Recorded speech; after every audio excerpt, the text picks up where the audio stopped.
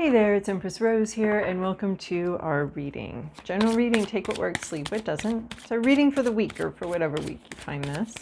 My scrying ball was very active as I was preparing for this.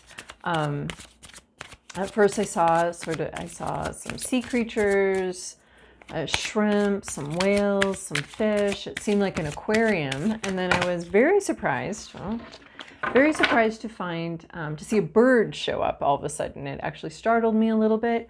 And then after that, there was some big cats. It almost seemed like we were at the zoo. And then there was a snake that came in and tried to kiss the cat or bite the cat. Not quite sure what the snake was doing, but it seemed like maybe a zoo, actually. And then I started thinking about the elements represented. And the water element, the air element, the earth element, and then the snake is the fire element. And so that reminded me of the magician card and assembling the parts. The parts being assembled. The zoo is complete and ready to open. All right, so I'm starting off with the botanical inspirations based on Victorian ideas of what the different flowers can mean. So this is meant to be a little bit of a soft start. I think that scrying ball is a little bit of a surprising start, but I think we just have one from the botanical inspiration. So let's see what we've got. Nasturtium, a very delicious flower, a good lettuce flower, and also you can get these little like caper-like things. The seeds are really good. Victory and conquest. He who controls others may be powerful, but he who has mastered himself is mightier still. Lao Tzu. All right, so a little Six of Wands here showing up here. Victory and conquest. All right. More about victory and conquest over yourself is where this one's going with that. But it could be something, you know, success, long fought success. We'll see what the rest of these cards say. I've got my little giant deck here. The combo of a couple decks. Moonology, work your light. What do we got here? Just have one. All right. Fine. Okay. I wanted to not go back in the deck. A third quarter moon, adjustments are required. So, on our way to this victory and conquest, we have some things that need to be shifted a little bit. Things are becoming more obvious, clearer to us. We may be asked to make some adjustments in how we do things and how we see things, how we perceive things. So there's some shifting. I want to say like the audience is in their seats and they need to adjust. They need to, you know, unwrap your candy before the thing gets started so we don't have to hear a bunch of wrappers unwrapping in the middle of that. You know, putting your coat someplace decent. This is where it's not going to fall over and make a big ruckus. So adjustments are required. Things are becoming clearer. I don't like this card often. I'm like, wait, I'm doing everything fine. Why do I need to adjust everything? But it usually comes in pretty gently. It's just like, oh yeah, I probably need to tweak that a little bit or do that a little differently or something like that. So for completion, for victory, for conquest, a few little shifts need to be made. I don't think they're going to be very dramatic. Awakening. Well, this fits. Energetic upgrades, a new way of being, integration. So to me, this is like learning a lesson and sort of learning something and moving forward with it. I want to say like the moon is very prominent here, but it's a crescent here. But yeah, learning new things, a new way to be. And with this adjustments required, that's what it sounds like to me, is that we're going to be learning something this week, a new way to be, a new, acquainting ourselves with a new vibe, with a new it's not like the adjustment is like, it's not where we've been before. It's something new. It's a new way of being, a new way of understanding perhaps ourselves or perhaps our situation. We need to learn something and do something new and different than what we have. So learning seems to be part of the week ahead. And maybe not just intellectual learning, but maybe like, right, that integration is like, yeah, I get it up here, but it needs to like go down. Oh yeah, the going through the elements, sort of, how you think about something, how you feel about something, how you, and then all of that affecting how you move through things. So even I want to say like how you breathe about something, having an important part of this, of integrating it, and then like an idea sort of filtering through all these different elements, and then the final element sort of being the earth element. But in the scrying ball, the final element, that was interesting because there was a really strong order in how things came through. First, it was a feeling, then it was an understanding, and maybe even an epiphany, a startling understanding. And then there was like the reality, and then that changed something energetically.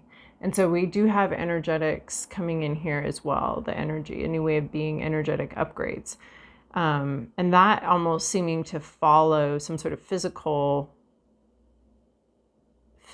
thing. So like there's an integration though that then emerges in the physical, but then there's something beyond that. There's an energetic or spiritual understanding or spiritual, and it's very closely intertwined with the physical sort of manifestation of how you're thinking and how you're being. So it can take a little while, for the lessons you've learned and the things you've learned to actually like show up in reality and show up in how you move in the world. So that seems to be a little bit of what we're talking about here with these two cards. All right, I've already shuffled the Rider-Waite-Smith deck pretty well, but did a few more there. And then we have the Sun, clarity. I like this. Sometimes it almost seems like about a sun, S-O-N. We've got the kid here, the child. So some happy energy, some clear energy, full understanding. And I think the joy that comes with full understanding. So there's a lot of happiness here. That could be, the sun could be very important here. And this banner to me is looking very nasturtium-y. I don't know if you're seeing what I'm seeing, but as far as like victory, conquest, understanding, and that sort of a victory banner is what this feels like to me. All right, just want to make sure my deck's upright. Past, present, inner landscape. What's at issue? Environment, to-do list, possible outcome. Oh, what? Interesting. So I thought okay. Well, the cards came out the way the cards came out. We have some unexpected reversals. I keep the deck in the upright. Just that's how I like to read. So interesting. We'll see what happens here. So speaking of, we have the sun, and I was like, oh, S-O-N too. Ha ha ha. It's a little pun here. But then we have the Page of Pentacles here. So the real child is often what the Page of Pentacles looks like to me. It can be like a new coworker, a new mentee, a new student, usually more like a new someone who's new who's physically newer. Either at your physical job where they're physically earning money, or maybe it's you were new, maybe you started a new job and went to a new place. But there's children all over here. There are children. There are basically a representation of children in like 5 of these cards, at least 4, 5. This is a very childlike reading, child focused, kid focused. I don't know. It kind of looks like a whole preschool here. And then we've got the learning too. We've got this upgrade learning and sort of the physical coming in. And let's see, we have a lot of pentacles. So this could be work related. We have a couple of cups. We have the wands. No air signs here, no air. But yeah, this learning, it's like summer camp. We're all going to summer camp this week. We're going to learn a bunch of stuff at summer camp this week. Whatever I don't know, version of summer camp we have, but this is like a summer camp experience. It's not my summer camp experience. I hated summer camp and I cried from the moment I got there to the moment I left. Hated it. But I understand a lot of people love summer camp, and I love camping during the summer, but not summer camp. Just so many children there. And I was a child myself, but I did not like children very much as a child. Love my children now, but okay. Page of Pentacles, the child, this is children all over it. So summer camp vibes, learning something this week. Yeah, we're going to learn how to what? Canoe, archery. No, we're not learning archery this week for sure. That's not here. But I'm learning some crafts this week, something. So Page of Pentacles, and this can also represent the real child, a real kid. Maybe when you were a kid, maybe when you first started something, maybe when somebody else first started something, but there's like a sense of, yeah, being new to some sort of world, either a work world or a home world or a new town or something like that. But someone's a newbie here, and it's pretty physical. So the sun, they're new here. Current situation, we have the children playing here or giving each other gifts. There's a lot of gifting here as well.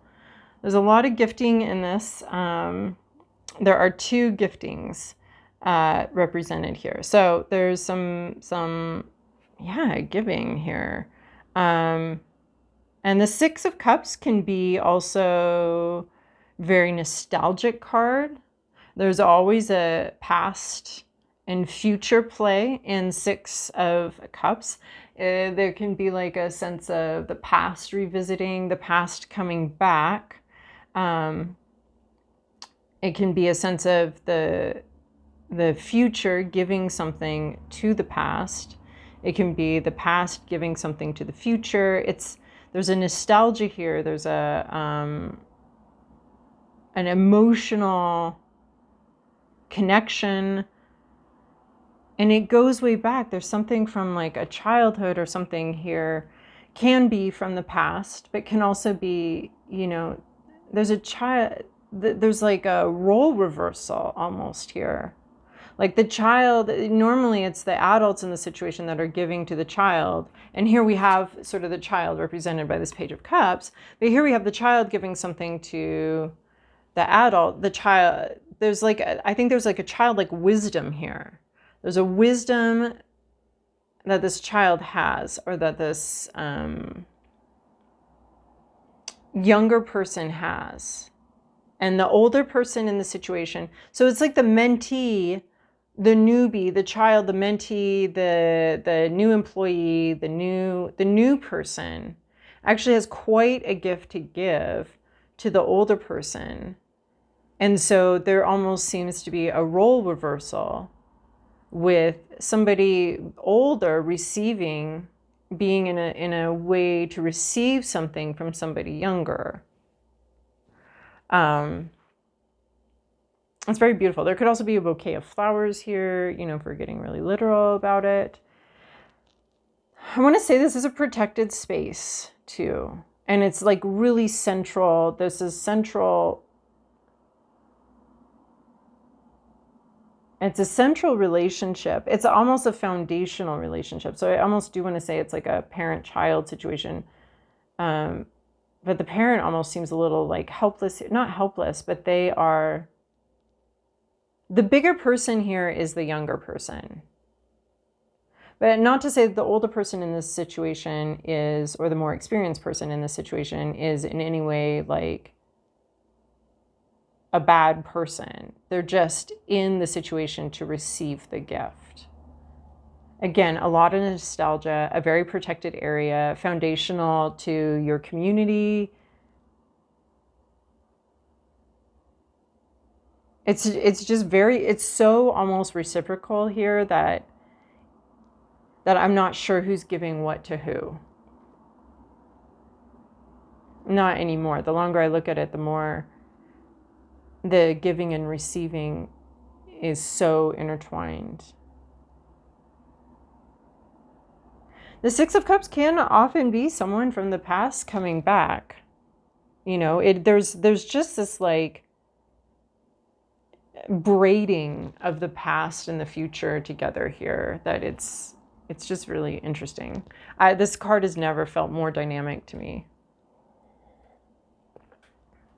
Sometimes I have a hard time entering this card, as far as like just getting anything from it, from in the Rider-Waite Smith deck that other than, you know, just as a flashcard almost. But this is very dynamic here. Hopes, fears, inner landscape. Did we have this last time? Well, there was some reading I did this week with the Fool card and the hopes, fears. There's a hope. There's a hope here of a brand new start, a fresh start, starting at 0. I almost see it as the egg. This is the egg. We are at egg level here. Like the world card or some sort of something else is the chicken has laid the egg.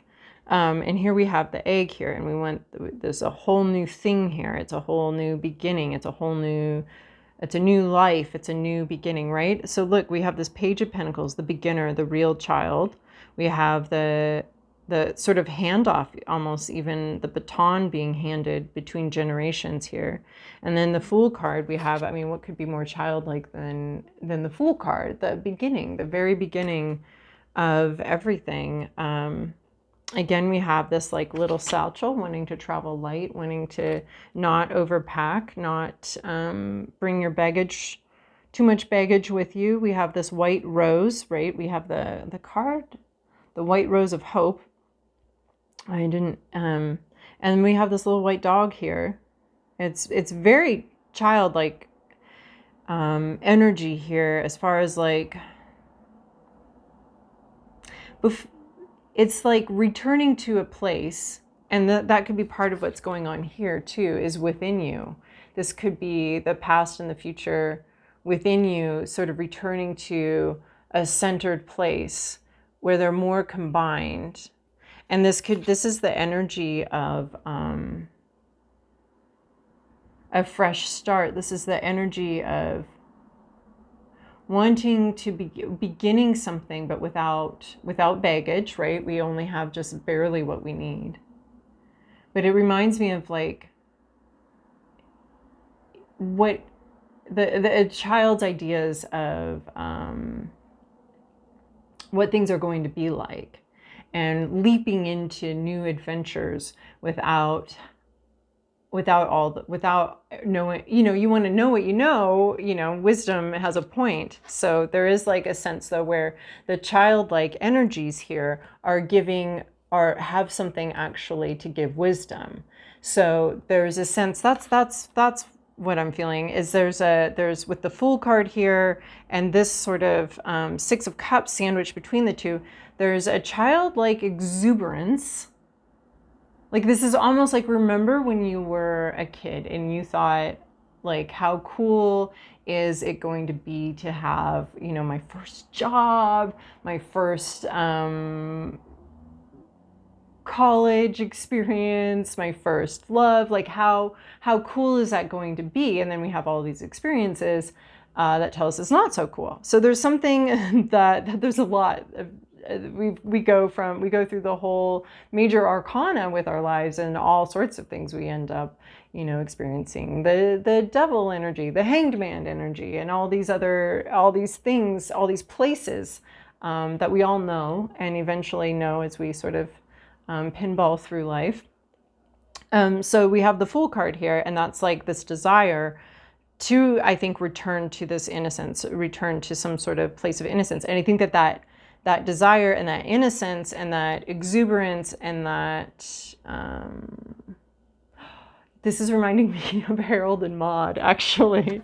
I just this week was reminded of that film as one of my favorite films as a teenager. And this is it, sort of like the interplay between innocence and wisdom, and how they come together and how they can work together and create some really beautiful magic together. So we're wanting to bring more innocence into a situation where there's plenty of experience, the experience and innocence just kind of playing together, playfulness and wisdom coming together in this top row.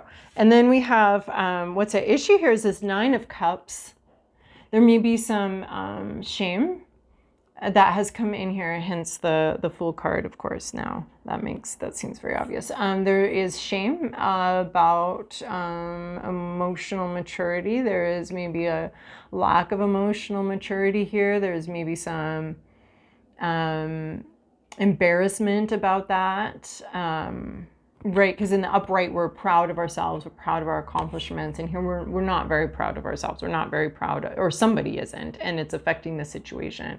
Not very proud of their accomplishments, either not having a lot of accomplishments, not wanting people to see, because there's a very public element to the 9 of Cups, of like wanting people to see how happy you are, wanting to show off your trophies and your trophy shelf here, and let everybody know how much you've accomplished. And there's this, I mean, and we can be really proud about like where we've been and all the things we've learned, but there is a sense of like, there may be a sense of shame or embarrassment about maybe emotional immaturity too. Even though we're wanting some of that, there is, or not being where you want to be emotionally, right? When you're like frustrated and angry, and you're like, I don't even want to be frustrated and angry, but I am. Here I am. I am these things. I don't want to be these things. I don't want to feel these things. I'm not enjoying this. Not enjoying where you're at emotionally with a situation. In your environment. So again, we have this, like, and then the 9 of Cups is like a lot of maturity here, and a lot of like, in the upright, we'd be looking at the 9 of Cups with a lot of maturity and a lot of, but then, you know, talking about the childlike angle, there's a lot of exuberance with in the childlike energy and the playful energy, but there can also be some immaturity here. So, and then, so some emotional immaturity may be at play here. And then we have this in the environment. Again, it's another gift-giving card, another gifting card. Donations, gifts, things being fair, karma playing out. That's going on in your environment. Taking turns, balance, reciprocation. You know, it's really interesting. In some ways I feel like there's this red cloth. There's this red cloth coming throughout all of this. And so it's interesting because it's looking like very root chakra stuff, but it's on the crown. And so again, giving us this like topsy-turvy, or this root chakra energy. And this red, the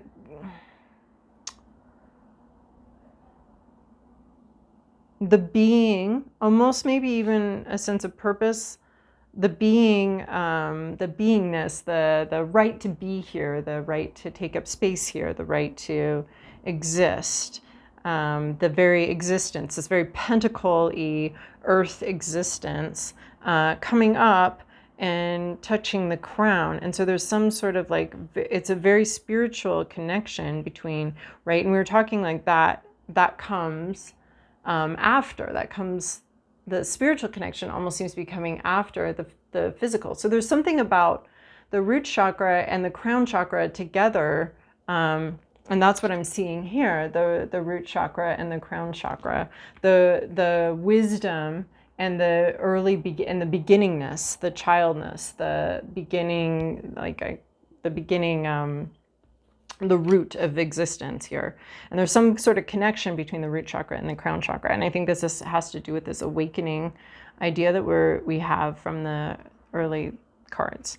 So yeah, and there's reciprocation, there's balance, there could be gifting, but there's also like a sense of karma and somebody's turn. But it's a moment, okay, in the 6 of Pentacles here, And there's a Six of Pentacles and a Six of Cups here, which seems important. They're like equal.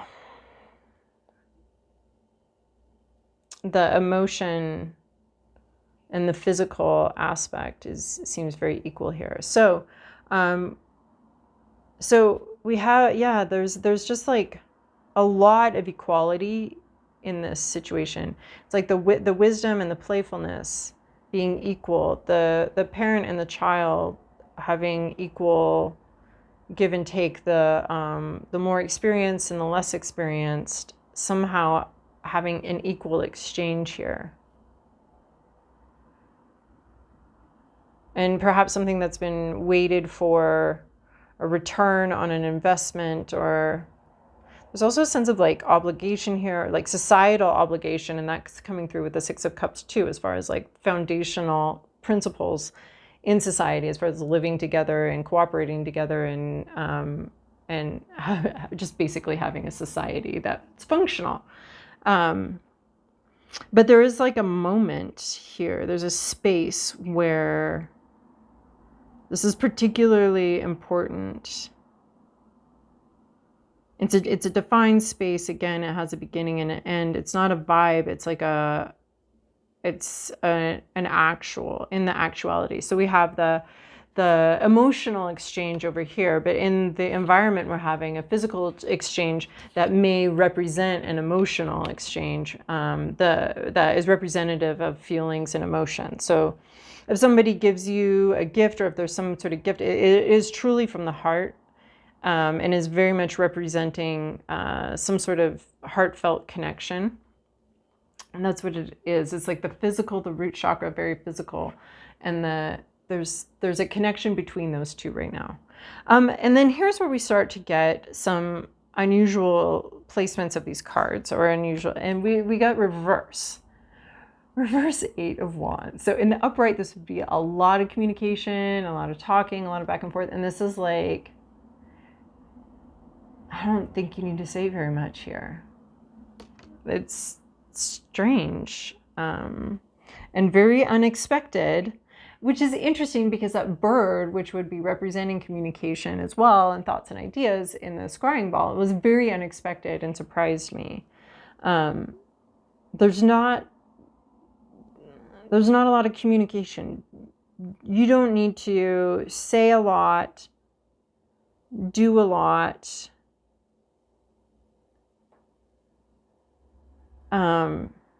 Yeah, there's just shh, don't talk. I think that's basically where we're at here with the reverse Eight of Wands, which just really surprises me and seems like a mistake was made, or like this can't be right. But this is what happened. It's don't talk. Don't say it. I'm all for like better open communication, but this is like, don't say it. Don't say something. Don't talk about something. Or if you do talk, don't talk too much. Don't say too much.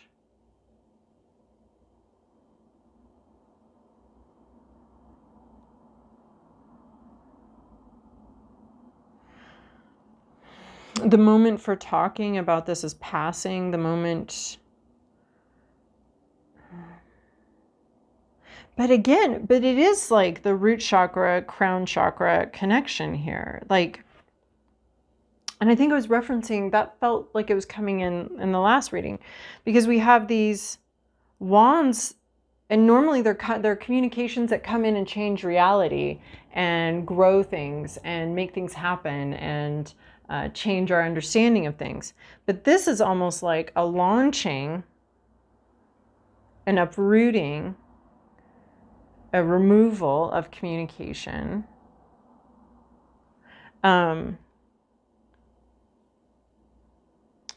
like pulling up out of the dirt and into a more spiritual place, or pulling up out of the reality of the situation and going into a more spiritual place. So to me, that feels a lot more childlike, and I think that there's a little bit of the childlike playfulness with these cards coming out in reverse.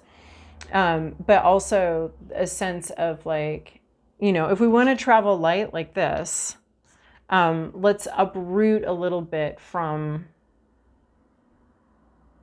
it almost seems like a little less reality, possibly a little less groundedness, but for sure less talking. There's less talking here. We don't need to talk about it.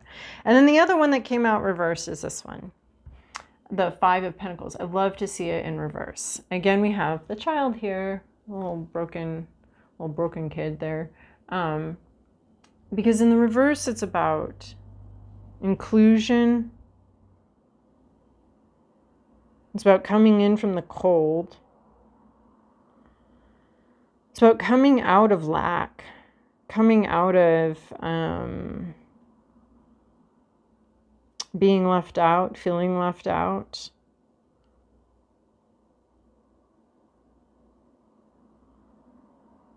Coming in from the cold is what it seems like. And there's like a help. I don't want to say helping yourself, but that is what I'm seeing and hearing, is helping yourself. Opening the door, not just focusing on what you don't have and what's not working, but coming out of a mentality where, or focusing on that and realizing that the doors do open for you as well. That you can come in and maybe you need to open the door, but maybe, it's a really beautiful card in the reverse. And I'm so glad it came out in the reverse. Well, to me here with the like broken foot seems to be almost like using the wands, using his intuition to move him forward a little bit. Like the crutches to me look like wands today. And that's interesting. Like maybe there is something that's been a crutch and is now, it's not that it's no longer needed. It just is, it can serve a different purpose now. Maybe it was like a crutch, like something. I like crutches. People are like, you know, you just use that as a crutch to get by. Well, yeah, if you're broken, use the crutch, man. Like what are we trying to power through everything? Use a crutch. It's great. Crutches are there for a reason. We've invented them. We decided we needed help. We invented help. And so we should avail ourselves of that help. So I love a good crutch, so long as it doesn't become like your whole identity or life or anything. But this is a sense of like, I think there's been something maybe even very energetic or practical, perhaps. A practical thing, very useful, very practical. And you're using it now, though, in a more intuitive way. Yeah, the practical thing becoming more intuitive. Again, it's the root chakra, crown chakra connection. Something practical, transforming it into something very, in a more intuitive space. I want to say more healing space. But with this Five of Pentacles in reverse, I really love it here in reverse. Like, I'm so glad this mistake happened because it's like very healing. It's very spiritual. The physical becomes spiritual here. Just like what we've been talking this whole time, the physical becoming spiritual. And I'm not sure I understand that or like really can come up with a good example of that, but that's the message. And I absolutely adore it when I get messages I don't understand. That's very exciting. What is that? What is that? And there's no striving in the intuition. Don't strive with the intuition. Something very practical is going to become very intuitive. And there's no striving. This is what I'm seeing now here with no striving. It's the Wu way.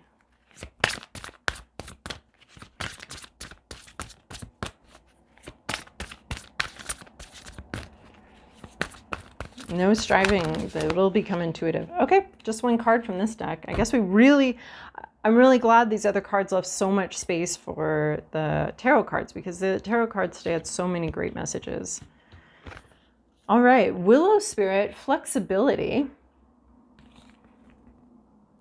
Willows are also where we get aspirin from, so there's a little bit of pain relief in there too. Flexibility.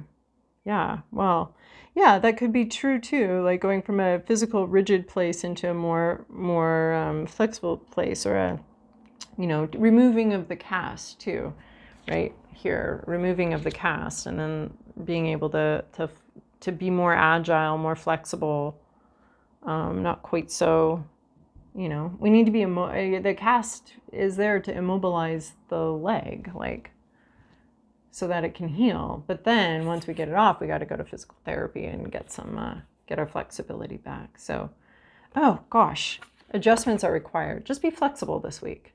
Be very flexible with something. There's movement. You're learning things. And maybe do some yoga too. Do some yoga. There's your root chakra, crown chakra connection too there. Okay, and then final prayer from our Wild Kuan Yin deck. Ah, another red garment.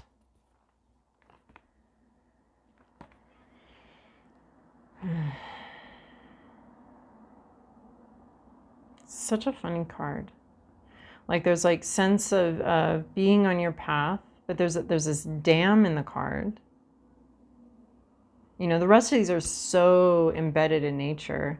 And again, from a couple weeks ago, we have the red shoes. There is something very much about a red fabric. Red is prominent here. And then we have like the butt of a cow. Interesting choices by this artist. Well, you know, we've got the root chakra of a cow. And then we've got some birds here flying around, usually about messages. Well, again, we've got the water, the land animal, the bird, and then probably the wand right here, sort of this fire right there. Becoming friends with yourself. Why not give up trying to punish, push, or force your body? Okay, maybe not so much. The yoga should be gentle for doing yoga. But then, isn't that funny? Because that's what this started. Is like no pushing, no. It's the Wu Wei. Don't force things. Don't force anything. When you push, resistance is created. It's not defiance, is natural law. This can make life harder than it needs to be. Okay, yeah, again, no pushing. Instead, why not explore and find a way to relate to your body as a friend? Friendship is one of life's pleasures. So, very cool. Cool reading. And then, wow, like friendship here and lots of multiple relationships. There's you know, all these puppies, all these sort of relating here. These relatings. Very cool. All right, well, I hope that was helpful for you. Thank you so much for joining me here. I really appreciate it, and I hope you have a wonderful week.